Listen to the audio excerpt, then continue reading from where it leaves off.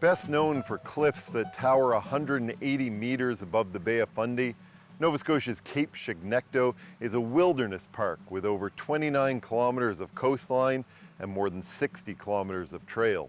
It's long been popular with multi-day hikers, some who will take the time to do a 40 or 50 kilometer loop of the park. But in 2009, a day hike area opened at the former Eatonville town site, and that's where I'm headed today. The day hike trails are a little further up the original Eatonville road. This is the original Eatonville town site. There's nothing left here anymore. This backpacking trail is on the original tramway site, which was basically a horse-drawn railway that went to the harbor about a mile from here. It's hard to imagine that this was once a vibrant and bustling town centered around the forestry and shipbuilding industries. In today's park, it's a campsite with a bunkhouse for people who are staying on multi-day adventures.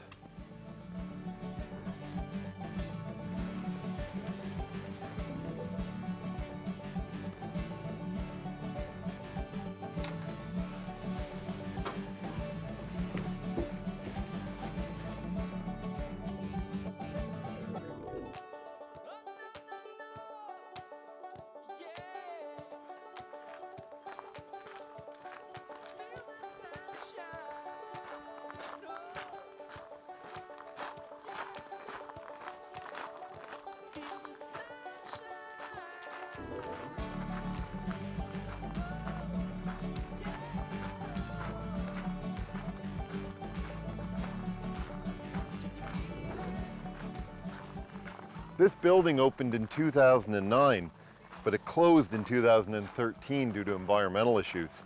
There's a number of locals in the area who are hoping to see this building reopen as an interpretive center for the Eatonville trails.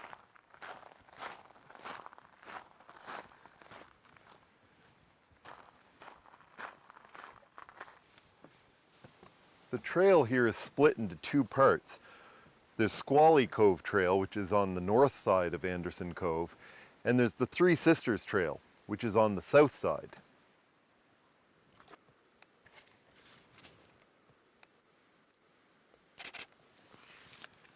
I'm starting my hike today with the Squally Cove Trail.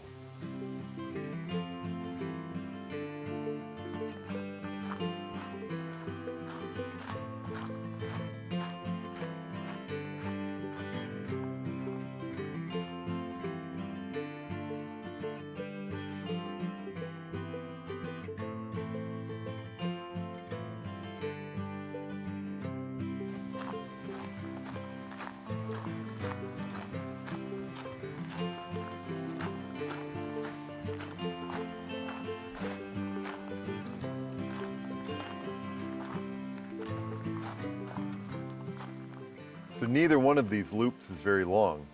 One is 2.5 kilometers and one's a little under 3 kilometers. I'm going to start with the longer one.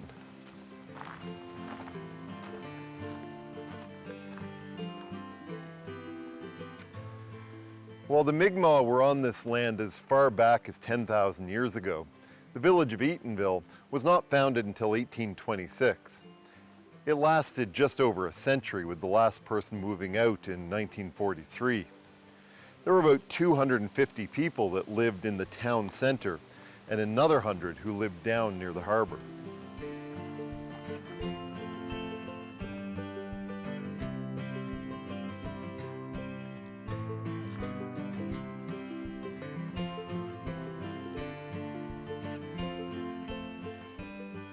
One of the nice things about these trails is that, unlike the single track through much of the Chignecto wilderness, these are fairly accessible to people of all ages and abilities. And what it's done is it's opened up the Chignecto wilderness to people who otherwise would not have been able to experience the views and the wilderness. This park plays an important role in protecting many endangered species, such as the peregrine falcon and the mainland moose. Chignecto itself is actually a fog forest, and that is instrumental in helping protect centuries-old red spruce and rare lichens.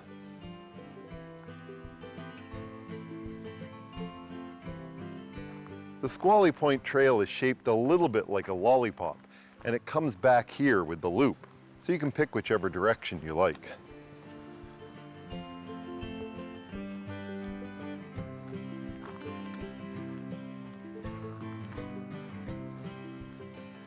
There were essentially two main industries in Eatonville, lumber and shipbuilding, and the two, of course, were interconnected. Wood ships, after all. Now, I'll talk about shipbuilding a bit later as I head south. But in terms of forestry, there was a mill in this area that could produce up to 60,000 board feet of lumber a day. And the forests themselves were naturally protected by the fog forest effect. So forest fires were rare. If I pulled out my sand bucket and shovel right now, I bet people would laugh at me. But that there on top of the rock, that's a beach. And 16,000 years ago, that was at sea level. And it wasn't because the ocean was higher, which is what I thought originally. It was because it was the Ice Age. And the weight of the ice was so heavy, it actually pushed that rock down to the level of the water. I mean, just think about how incredible that is. And then as the ice receded, just like an air mattress reinflating, the rock came back up. And so now you have a beach that is 40 meters above the ocean. Pretty impressive.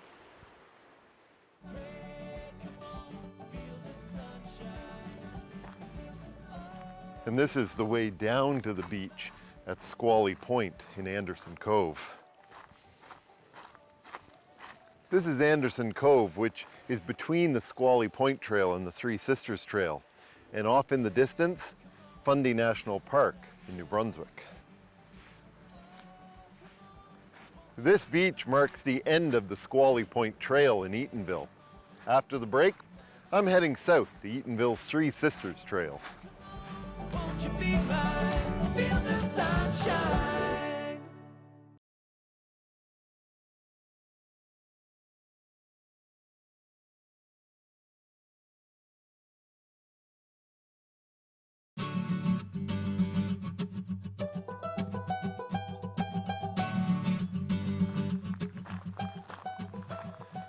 I'm still in the Eatonville portion of Chignecto Provincial Park. I'm now heading south on the Three Sisters Trail, which will take me to Eatonville Harbor and to a look-off point for the very famous Three Sisters. The power of the Fundy tides is responsible for creating dramatic sea stacks, stone arches, and even caves. There's a dramatic one near here that looks almost like an amphitheater. The Three Sisters are a group of sea stacks. If the weather cooperates, I'll be looking over them at the end of this trail.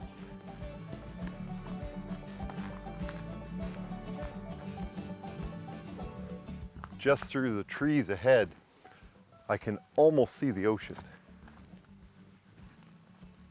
And down to my left, through the trees, I can see Eatonville Harbor.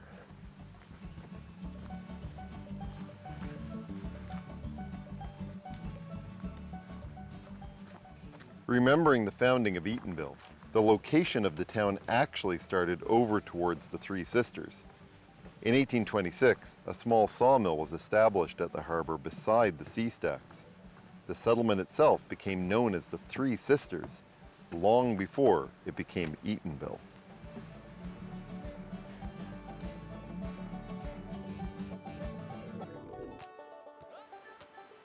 This is Anderson's Cove. On the other side is Squally Point, where I was earlier. In the distance, you can still see New Brunswick, and it's cleared up so much that even inland wind turbines are now visible. Closer to me, on this headland, is another one of those raised beaches that was once at sea level. Anderson's Cove was named after a family who immigrated here in the 1880s to take advantage of the shipbuilding boom. Very sadly, both their children died young, and they're buried somewhere in this wilderness. Like so many families, their history has been reclaimed by the wild. The colors of the rock face are distinct, red, browns, and blacks. Those colors originate from lava and ash from over 250 million years ago. Geologists say that around that time, the northern and southern parts of Nova Scotia smashed together violently, resulting in a lot of the dramatic rock formations in this area. And just imagine when these forests were filled with the sounds of axes and saws, men working, getting lumber to build the ships that would come out of Eaton Harbor. This would have been a bustling place.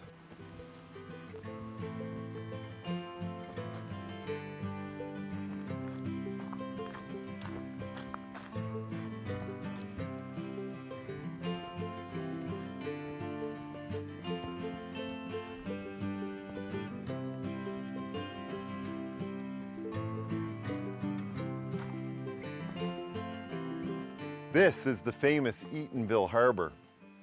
Looking out today, it's hard to imagine that this was once a bustling and vibrant port. 20-masted schooners were launched from this harbor, starting in 1874 with the 100-ton bark Chignecto. Shipbuilding was so famous here that Harper's Weekly wrote a story for their New York audience in 1890. And it wasn't just shipbuilding. Goods came in here for the entire Cumberland region and the Maritimes. And forest products were shipped out of this harbor. Today, there's no evidence of it. The entire area has been reclaimed by the wilderness. The last ship to be launched here was the J.L. Rawlson in 1919. In addition to using timber to build ships, the harbor saw large exports of timber. But ultimately, it was the decline of the wooden shipbuilding industry and unsustainable logging practices that led to exhausting timber supplies that spelled the end of Eatonville. Interestingly, logging did not go away forever from this area. Until the 1980s, timber in the area was harvested for a number of mills, but particularly for use in toilet paper and paper towels for Scott Paper's mill in Pictou County.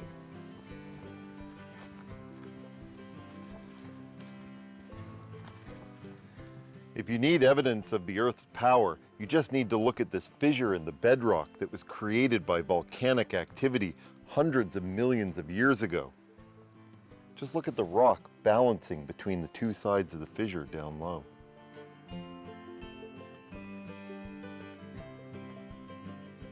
I always thought that sea stacks were formed by equal erosion all the way around some rock, but it turns out that's not the case. Sea stacks are in fact part of a headland, and the tidal waters will bore a hole straight through the headland. Then eventually that arch collapses, and what's left is one side of the arch, and you have a sea stack.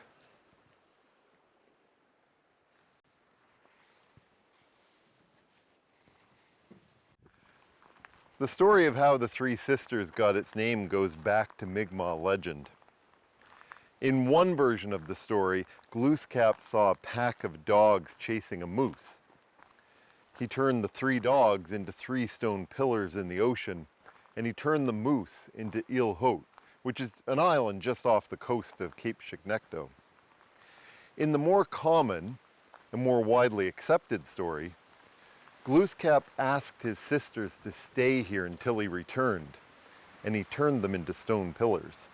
Thus, the Three Sisters.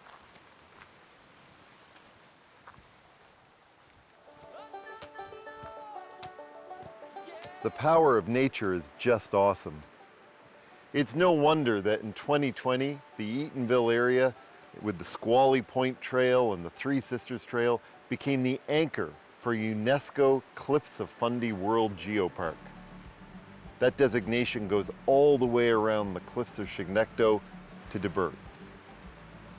And with that, my time here is done for the day. And so I'm heading down towards Debert and the Knoll Shore for my next stop. After the day spent in Chignecto, I've made it to Somerville for a quick stop before heading up the Knoll Shore.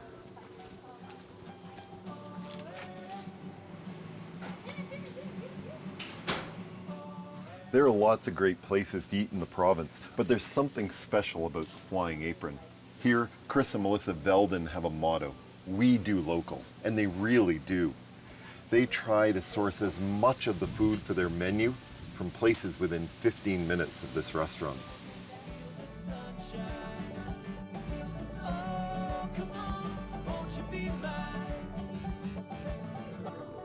The Flying Apron actively sources sustainable seafood and partners with local, sustainable farms.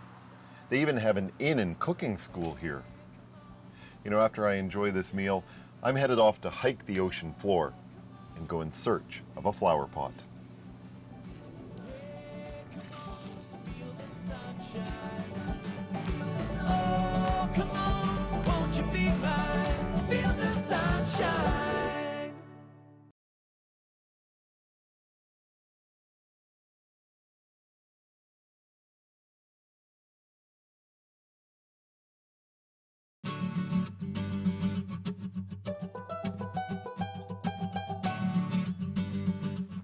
On Nova Scotia's Knoll Shore, you find Burntcoat Head Park. It's not so much a trailhead as it is a small park you can explore and then hike the ocean floor. And with every tide come new surprises. Burntcoat is certainly an unusual name. These days there is a village on the west side of the Cove which is called Burntcoat. The origin stories are many. Nobody knows which one is actually true. But hundreds of years ago, the Acadians had a town that was called Point Brûlé, which literally translates to burnt point, on the east side of the cove. It's thought that perhaps the locations got confused. Another story has yet another translation error or mispronunciation error by the English of former Acadian names. And yet another story involves somebody accidentally putting charcoal on their coat in the cove, resulting in the name Burntcoat Head. There have been lighthouses here since 1858. The first one was off a point off Flower Pot Island. And actually it was connected by a land bridge that ultimately washed away. And people had to use a ladder to go up the bank to get to the lighthouse. This one here is a replica of the second lighthouse. And that lighthouse operated until 1972. If you arrive early, the park is a great place for a picnic. It's surrounded by Acadian coastal forest, which is mostly softwoods. There are also some wild apple trees here. It's a great spot for catching a glimpse of woodpeckers, eagles, deer, and rabbit. The Bay of Fundy is about 400 kilometers long. It's one of the 7 natural wonders of North America. The depth of water averages about 75 meters, and Burntcoat Head is along the Cobequid Bay, which continues on towards Truro. The Shubenacadie waterway empties into the bay not far from here and goes all the way to Halifax Harbour.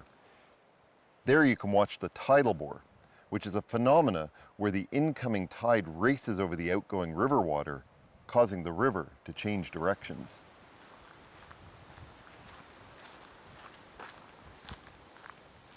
Venturing out onto the floor of the ocean, it's really important to watch the tide times here. The water moves really fast by the time it hits Cobequid Bay. At the mouth of the Bay of Fundy, the water moves maybe 1 or 2 knots as the tide comes in. But here in Cobequid Bay, it can be as fast as 7 or 8 knots. I like to venture out as the tide is still receding and then try to make it back to these stairs at least 3 hours before high tide. It's actually here that it was officially recorded that the Bay of Fundy has the highest tides in the world. The Canadian Hydrographic Service has had a tide gauge in this area since the 19th century, and the average tide height here is about 17 meters. But in 1869, during the Saxby Gale, a tide height was recorded of almost 22 meters. In 1957, National Geographic declared this area as having the world's highest tides. And in 1975, the Guinness Book of World Records made it official. The Bay of Fundy is king when it comes to tides. This is Flower Pot Island. Now really, flower pot is more of a type of island than the actual name for an island. And in these parts, there are lots of islands with the name flower pot. And the reason is quite simple. If you look at it, the bottom is a bit like a terracotta flower pot, and the top, with all the greenery, is like the plant.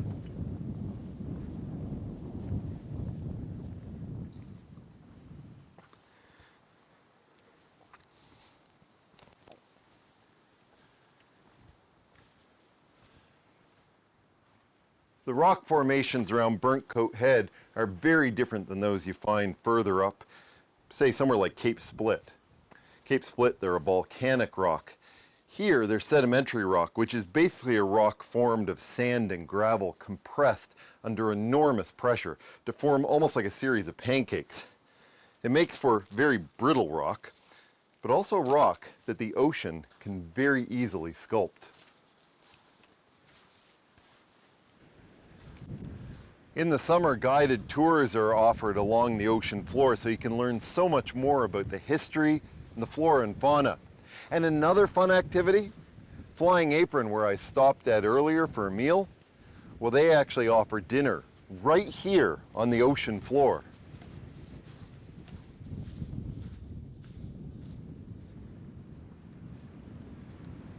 These caves really demonstrate the power of the tides and the current in this area. They're also a sign of just how dangerous it can be here if you were caught on this side of Flower Pot Island when the tide is still coming up. You could easily get trapped in one of these caves. As the water rises to this point, you'd have no way out. The bones of many animals and reptiles that once lived with dinosaurs have been found in this area. Their skeletons washed out of rivers from a rift valley that once existed in this area.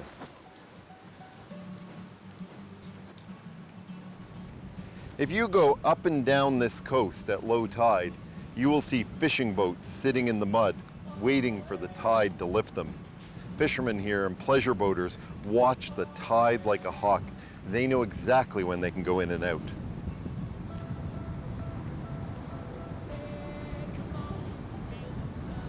Just like the tides carved the Three Sisters at Chignecto and made a shipbuilding industry possible at Eatonville, they carved Flower Pot Island here at Burntcoat Head. The tides have brought the same waters in and out of this bay for generations, but at the same time, they've also caused change, changing the landscape and changing our understanding of the natural world.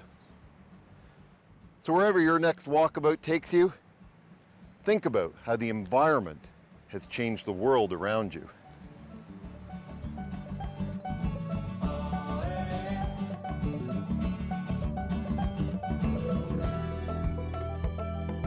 Hey, come on, feel the sunshine. Oh, come on, won't you be mine? Hey, come on, feel the sunshine. Oh, come on, won't you be mine?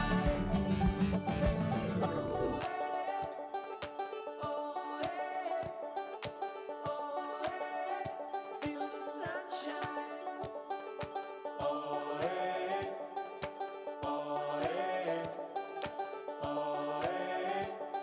the sunshine.